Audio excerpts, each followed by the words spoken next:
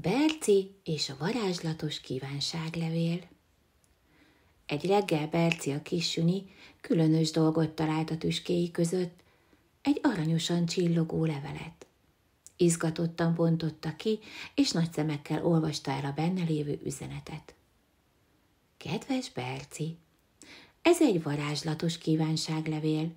Ha 3-szor rálehelsz, és kimondod a kívánságodat, az valóra válik. De csak egyetlen kívánságod lehet, úgyhogy jól gondold meg.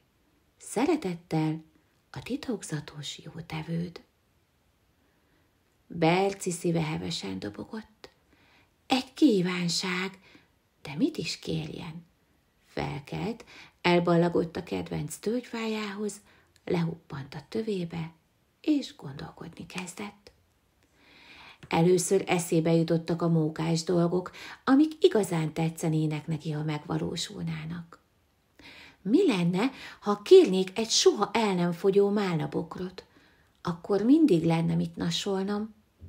Morfondírozott, és megnyalta a szája szélét. Vagy mi lenne, ha hosszú lábaim lennének, és olyan gyorsan futnék, mint a nyulak? Végre első lehetnék az erdei futóversenyen. Ez az ötlet különösen tetszett neki, de aztán elképzelte magát hosszú lábakkal, és hangosan felnevetett. Hát, az furán néz neki.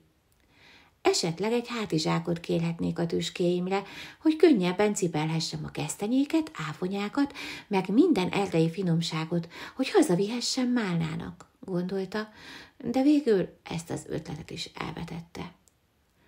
Vagy mi lenne, ha tudnék repülni egy napra? Milyen izgalmas lenne felülről látni az erdőt. A múltkor nem igazán sikerült jól a repülés.